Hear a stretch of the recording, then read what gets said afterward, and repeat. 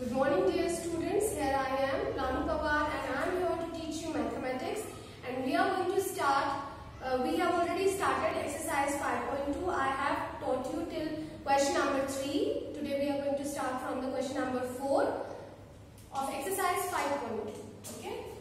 Exercise 5.2, question number 4. आपका question number 4 है, which term of the AP, आपको एक एपी गिवन है, ठीक है। एपी दिया है आपको 3, 8, 13, 18 टू सो ऑन, ठीक है। और आपको बोला गया है कि जो ये एपी है इसकी कौन सी टर्म होगी, इज 78। मतलब कि इसमें आगे जैसे जैसे आप इस एपी में आगे बढ़ेंगे इसमें 78 आएगा, लेकिन वो कौन से प्लेस पर है, ठीक है। तो आपको क्या निकालना है, आपको निकालना है n, ठीक है। आपको ऑलरेडी वैल्यू पता है कि 78 आएगा। 78 is the value of the number, उस नंबर की वैल्यू क्या है, 78 है। तो आपको ऑलरेडी क्या दिया हुआ है, an आपको दिया हुआ है। ये बात आपको समझ में आई, ठीक है। उसके बाद आपको a क्या दिया हुआ है, a आपको दिया हुआ है 3, ठीक है। और d आपको दिया हुआ है 8 - 3 विच मीन्स 5, ठीक है। अब आपको क्या करना है, इसके बाद मैं आपको इन जो ये वीडियो होगा अब इसमें आपको हिंट्स दूंगी और कॉन्सेप्ट क्लियर करने की कोशिश करूंगी, और बाकी को जो सॉल्व करना है वो आपको खुद करना है, ठीक है। जिस क्वेश्चन में मुझे लगेगा कि मुझे सॉल्व करना चाहिए, आई विल टेल यू कि कैसे करना है। बाकी आपको कॉन्सेप्ट बताया जाएगा और ट्राई खुद करेंगे, ठीक है। इसके बाद आप क्या कीजिएगा, आपके पास एक ही फॉर्मूला है जो आपकी मदद कर सकता है, दैट इज an, ठीक है। an plus an is equal to a plus n minus 1 into d, ठीक है। और आपको क्या करना है, इस फॉर्मूला में वैल्यू रखना है, प्रॉपर्ली इसको सॉल्व करना है और किसकी वैल्यू निकाल लेनी है, n की वैल्यू निकाल लेनी है, ठीक है। Now the next question is question number 5। Find the number of the terms in each of the following. आपको नंबर ऑफ टर्म्स निकालनी है अगले क्वेश्चन में। नंबर ऑफ टर्म्स का मतलब क्या है, आपको ये बताना है n टोटल, n मतलब टोटल कितने नंबर्स को लिख करके ये एपी बनाई गई होगी, तो आपको n निकालना है, ठीक है। तो सबसे इसका एक पार्ट करवाया जाएगा, दूसरा पार्ट आप खुद से ट्राई करना, ठीक है। इसका मैं इसका सेकंड पार्ट कर रही हूँ क्योंकि उसमें फ्रैक्शन इन्वॉल्व कर दिया गया है टू मेक इट इजी, जिससे आपको थोड़ा इजी पड़े करने में, ठीक है। तो सीरीज आपको दी गई है एपी 18, 15, 1/2, 13, और देखिए इसमें लास्ट टर्म भी दी गई है 47, ठीक है। ये जो सीरीज है ये गैप्स में प्रॉपर कहां तक मूव कर रही है, 47 तक मूव कर रही है। तो इस क्वेश्चन में आपको क्या बोला गया है, क्वेश्चन नंबर 5 है ये, इसमें आपको टर्म्स निकालनी है कि कितनी टर्म्स ये टोटल, अगर आप इन्हें काउंट करोगे 1, 2, 3, 4, 5, तो आप कितनी टोटल टर्म्स यहाँ पे लिखी होगी कि लास्ट एंड टर्म क्या बन गई, 47 बन गई। मतलब आप एक्चुअल में आपको क्या निकालना है, आपको एन निकालना है, नंबर ऑफ टर्म्स निकालनी है, ठीक है। आपके पास ए दिया हुआ है 18, आपके पास डी है 15, 1/2 माइनस 18, ठीक है। इसको सॉल्व कर लेंगे आप। मिक्स फ्रैक्शन है, सिंपल फ्रैक्शन में कैसे बदलते हैं इसको, 15 2 जा 30 और 1 31/2 माइनस 18, ठीक है। और यहां से आप डिनोमिनेटर सेम कर सकते हैं, 31 माइनस क्या आ जाएगा 36/2, ठीक है। और यहाँ पे आ जाएगा -5/2, ठीक। अब इसके बाद आपके पास डी आ गया, आपके पास ए भी है अवेलेबल, आपके पास ए एन भी है। ए एन आपको कितना दिया हुआ है, 47 दिया हुआ है, ठीक है। तो देखिए जो आपने एन, आपको यहाँ से क्या पता चल जाएगा, एन पता चल जाएगा। आपको ए एन की आइडेंटिटी लगानी है, ए एन की आइडेंटिटी जब आप लगाएंगे तो वहां से आपको एन पता चल जाएगा, ठीक है। एन पता चल जाएगा तो आपको ये पता चल जाएगा कि 47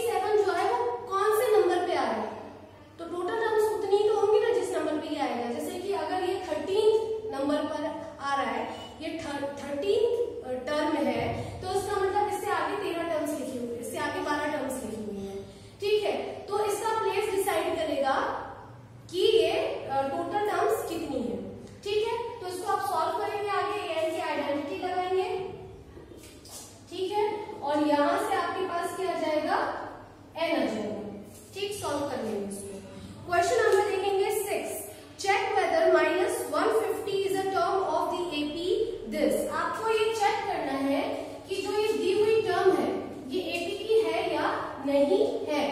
ठीक है, उन्होंने एक टर्म दे दी, अगर आप सीरीज में आगे बढ़ते तो ये टर्म एपी में आएगी या नहीं आएगी।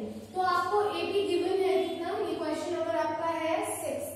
ठीक है, एपी आपको दिया हुआ है कितना, दिया हुआ है 11, 8, 5, 2। ठीक है, ये आपको एपी गिवन है। ठीक, इसके बाद आपको ये पता लगाना है कि एक टर्म है, अगर आप इसको आगे बढ़ाते जाएंगे, उन्होंने कहा है कि अगर आप इसको आगे बढ़ाते जाए 150 माइनस 150 इस सीरीज में काउंट होगा या नहीं होगा। ठीक है, तो आपको माइनस 150 को चेकआउट करना है, तो आपको एक्चुअली में ए एन की वैल्यू दे दी गई है। ठीक है, ए आप यहां से निकाल लेंगे 11, डी कितना हो जाएगा 8 माइनस 11 मतलब माइनस कितना आ गया 3। ठीक है, और आपको क्या निकालना है, एन निकालना है। ठीक है, आपको ये निकालना है कौन से प्लेस पे होगा, अगर ये है। अब देखिए एन की वैल्यू अगर डेसिमल में आती है सॉल्व करने के बाद, या फ्रैक्शन में आती है, या नेगेटिव आती है, तो 1 माइनस 150 इस सीरीज का हिस्सा नहीं है, क्योंकि सीक्वेंस मैंने आपको बताया था, सीक्वेंस कभी भी नेगेटिव नहीं हो सकता, डेसिमल नहीं हो सकता, ठीक है, और फ्रैक्शन नहीं हो सकता है। ठीक है, तो इसीलिए आप एन की वैल्यू निकालेंगे। एन की वैल्यू के लिए आप आइडेंटिटी का इस्तेमाल करेंगे ए एन का फिर से।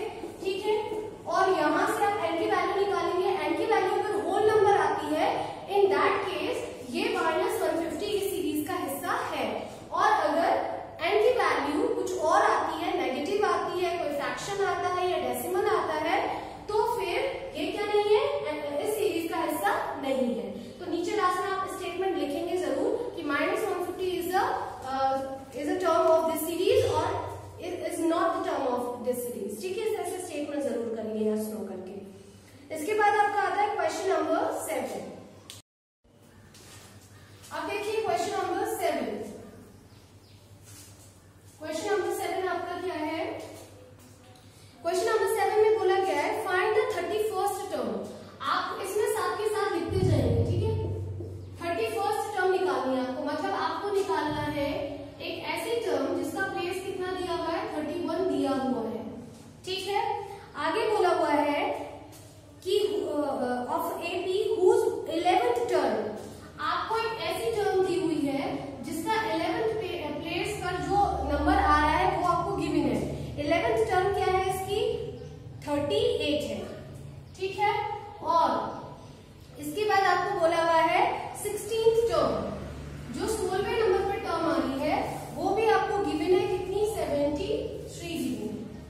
ठीक है, पहले आप ये इंफॉर्मेशन लिख लेंगे, इसके बाद आप यहाँ पर चेक कर लेंगे। Let the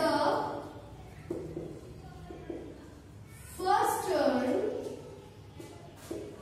of an AP is A and